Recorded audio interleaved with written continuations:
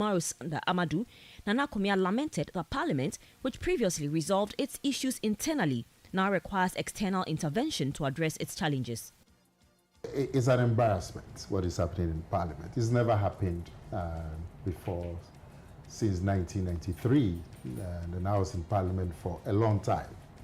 You would have disagreements, verbal exchanges between speaker and majority leader, minority leader, and so on. But at the end of the day, they are able to resolve whatever. I remember the time when Bagbin himself was minority leader, and he used to tell Peter Alajete that he's going to go after Peter Alajete. You used to have heated sessions in Parliament. That's how it's supposed to be. But at the end of the day, they are able to move forward.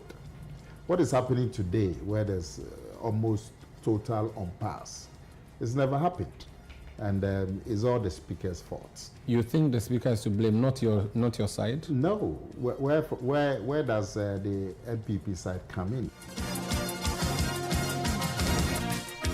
Commenting on Dr. Bawumia's campaign tour in the Ashanti region, Nana Kumia addressed criticisms that the extended visit was a bid to regain support from voters frustrated by economic challenges and perceived gaps in infrastructure development. He explained that the tour reflects the campaign's commitment to engaging with the party's stronghold. I'm not off your time. But you see, Ashanti region is not taking a disproportionate amount of Bawumia's time. If you've been following the campaign of Dr. Bawumia, you would see that he does 3 constituencies in a day. That's usual. 3 constituencies. Even with the primaries, when he was doing the primaries, we would do 3 constituencies in one day. Some of us thought it was too much sometimes, because you finish at 11 p.m. sometimes and so on. But that's what he used to do, 3 constituencies in one day. And in the main campaign, he's still doing 3 constituencies in one day. So the amount of time he spends in a region depends on the number of constituencies. That was the vice chairman of the Bawumia campaign team, Nana Akomia. Now, NPP vice presidential candidate Dr. Matthew Opoku Prempeh has described Dr. Mahamudu Bawumia as the best choice for Ghana in the upcoming December elections. Speaking to TESCON members at UPSA, Dr. Opoku Prempeh, also known as NAPO, stated Dr. Bawumia's commitment to addressing youth concerns with practical solutions.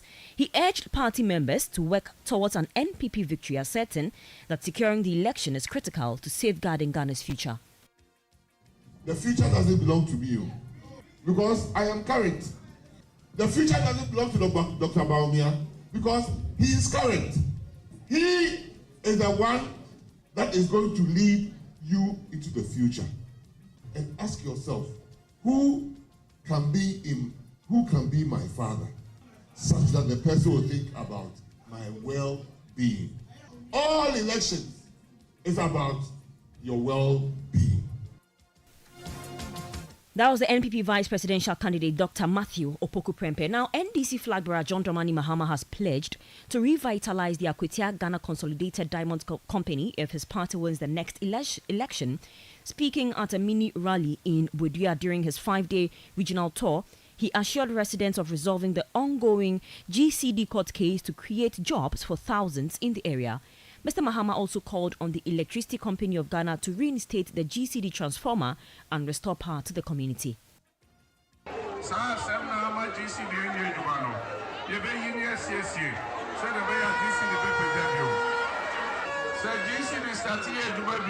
We are committed to resolving all challenges hindering the operations of the Akwatia Ghana Consolidated Diamond Company. Reviving the company will create employment opportunities for over 1,000 young people. Currently, the company's state has left nearby towns, which share the same transformer with GCB, without electricity for the past 9 months. Once we assume power, we will provide a new transformer to restore power to these communities. 7 January, NDC abai beba.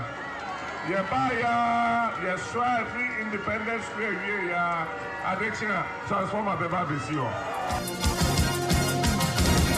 You heard the flag bearer of the National Democratic Congress, NDC, John Dramani Mahama. Now to the vice presidential candidate of the NDC, Professor Nana Jane Opoku-Agyeman, who has promised substantial infrastructural development across Ghana if the party wins the 2024 elections. She made this statement during a courtesy call on the overlord of Wala Traditional Council, Na Seydou Pelpu IV, at his palace in Wa as part of a 2-day campaign tour of the Upper West region. Professor Opoku-Agyeman also criticized the NPP for perceived bias in the distribution of national resources and vowed to ensure equitable development for all regions. Unlike the NDC, that takes care of everybody, our opponents don't necessarily do so. They have already told us about people who don't vote for them and for which reason they don't pay attention to them. So what this means is that our PCs have suffered for 8 years. It means that whatever they could have done has been denied them because they voted for the NDC. This will not stop any of them or any of us from voting for a government that brings interventions such as the road you have requested for everybody's benefit.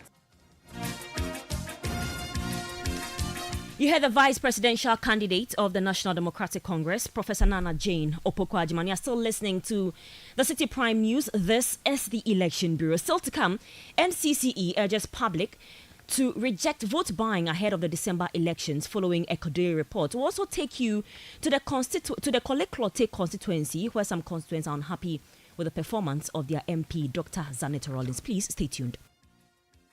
Citi Prime News at 12 midday. Update you on all the running stories and connect you to the newsmakers. Channel 1 TV is live on DSTV, GoTV, and HD+. On DSTV, find us on Channel 363.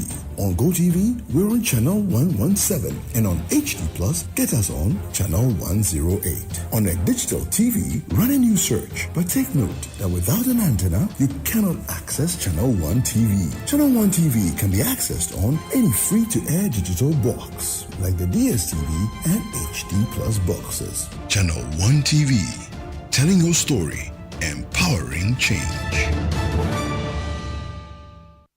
Citi Prime News at 12 midday. Update you on all the running stories and connect you to the newsmakers. You all come back. Now, the National Commission for Civic Education, the NCCE, has called on Ghanaians to reject vote-buying practices in the upcoming December polls. This comes after the Coalition of Domestic Election Observers, CODEO, reported cases of vote-buying in regions such as Ashanti, Savannah and Western. NCCE chairperson Kathleen Addy, in an interview with Citi News, warned of the harmful impact of vote buying on national development and urged citizens to prioritize the country's future over short-term gains. There's no free money anywhere, which is true, but there's a lot of bad money available for those who want to make use of it. And again, if you think that somebody going to get bad money or dark money from some place and come to share is none of your business. You have to think about where that money also comes from. It comes from drug dealing and all these negative things that we don't want to have any involvement with in our society. If politicians go and take this money and come and share it here, that means that as a country we now have a relationship with people who are participating in organized crime. And the consequences for that are also there.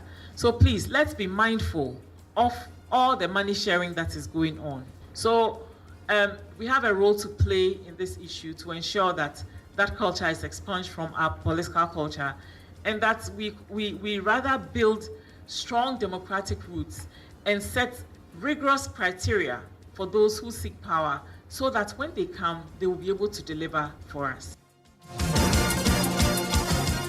You heard the chairperson of the National Commission for Civic Education, Kathleen Addy. Let's now move to the Klottey constituency, which is here in the Greater Accra region.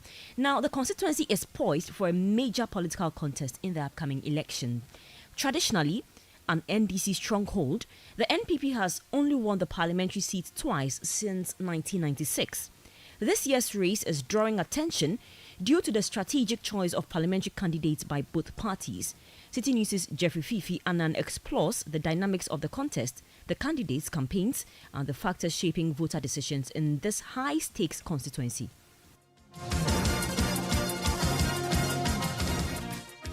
The Klote-Kwale constituency is traditionally an NDC stronghold.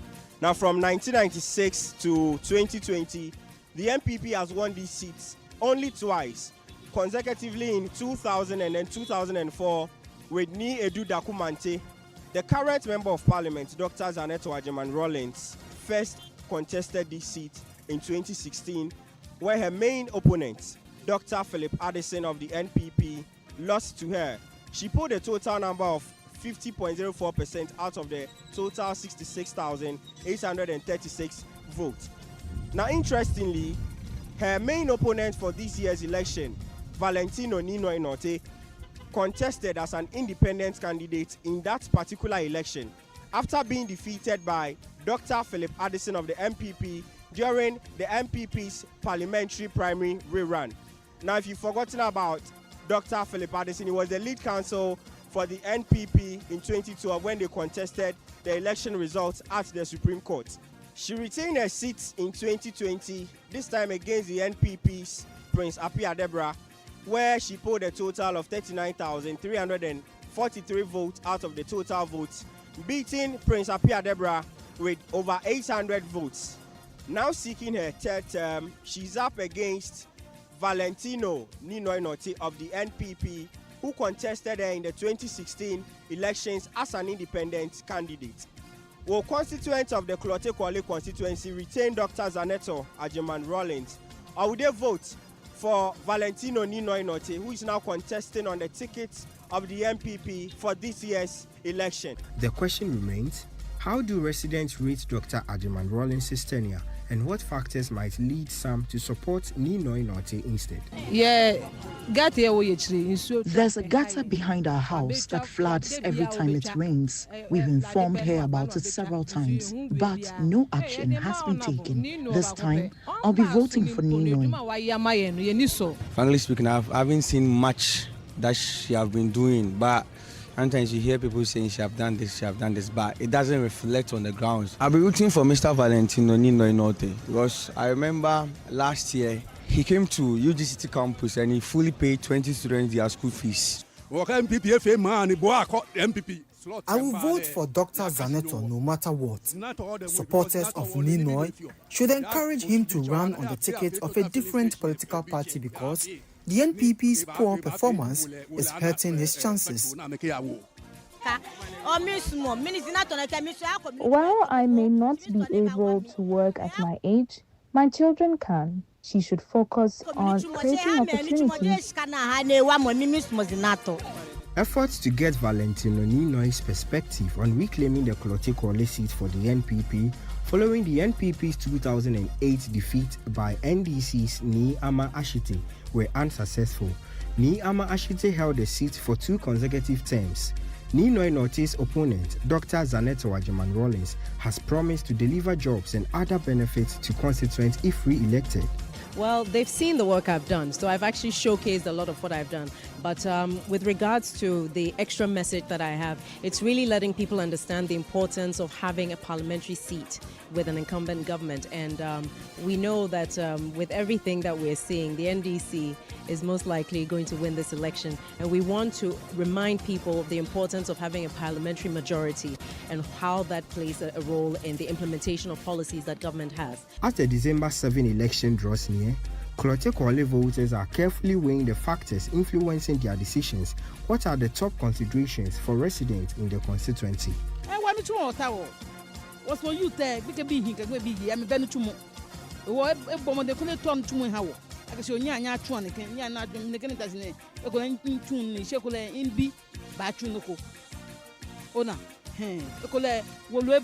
na ya police immigration kan bi e ya egbe e ko sume bagba asami ne ha mo ko e ko wa ke o na o lo mo ni sun le ya ke o wa ka te go pe wota wo wa me ba ke bi ni be en she ko wa ke aba vote ko we na no ba na mi na no ba nu ame ke yue mo nkomi o ke awi avota mi wini ma fe ne ke manye ka gbe na pe ameta ma trash amebu wo ya konta mi an ko se ncha ke ndwemu ke ya ninue aga ninue hu e fikolo kwa komi shi bia na efe kolebu card amanye ke ya kolebu. I've changed my mind about voting for the MP. I benefited from Ninoy's hospital card initiative, and he has also promised to send me money to invest in my work. I will vote for Mahama in the presidential election and Ninoy in the parliamentary election. He might even help my child secure a job after completing secondary school.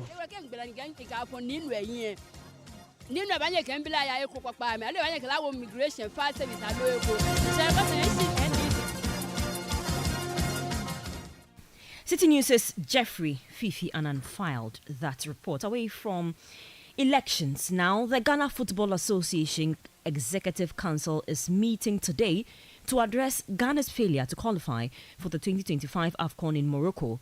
Discussions are expected to focus on the future of the senior national team, including the fate of head coach Otuado, under whose tenure Ghana endured its West African qualification campaign, failing to secure a single win in 6 matches. Key members, including GFA President Keto Kreku and Vice President Mark Addo, will attend the meeting. Former GFA Vice President George Afriye, in an interview with City News, expressed shock that the GFA President remains in office after the disappointing qualifiers. You see, that's why people will be resigning honorably. You see, we have had a situation where we qualified to major tournaments and we even placed third, semi-finalist. And we come back and people said that when it comes to AFCON, we want to win it. If you ask me my personal view, I know they won't resign. If you look at the body language of the FA president, even if he would admit that something has gone wrong, and then honestly and genuinely he's ready to fix it, why not? Everybody is ready to give him the support. But trust me, the kind of leader that we have, he knows it more than every single individual living in Ghana. And so even suggestions for him to even change things, he won't do it.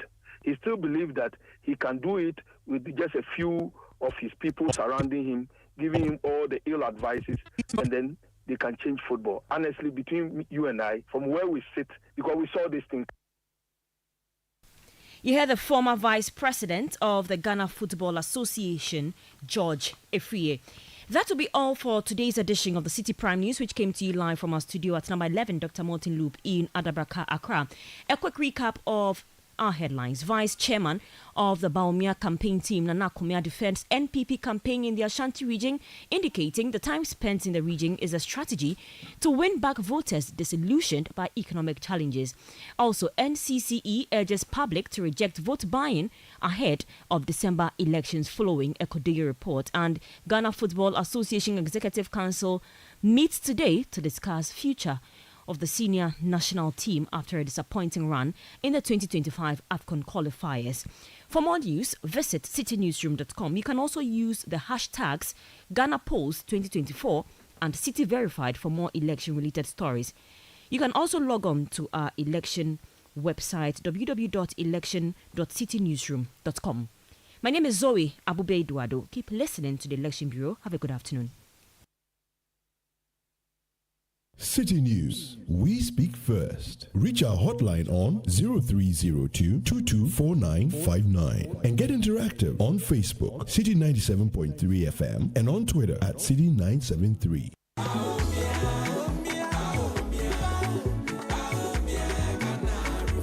Efia, I've been thinking, have you noticed the changes in our community? Kojo, things are really different now. The MPP has really made a difference. Exactly. Free SHS, healthcare, new factories. It's like a whole new Ghana. And don't forget, electricity is so much reliable now. I remember when we used to go days without light. True. The NPP has done a lot to improve the basics. Ajua is a beneficiary of free SHS, and now she is in university. And that's the kind of leadership we need. Someone who is focused on making things better for everyone. But Efia, still there are a lot more to be done for the development of Ghana. Absolutely, Kojo. The MPP has shown that real progress is possible. On December 7th, let's vote to keep this positive impact going. Vote number 1 on the ballot. Vote NPP for a better and prosperous Ghana.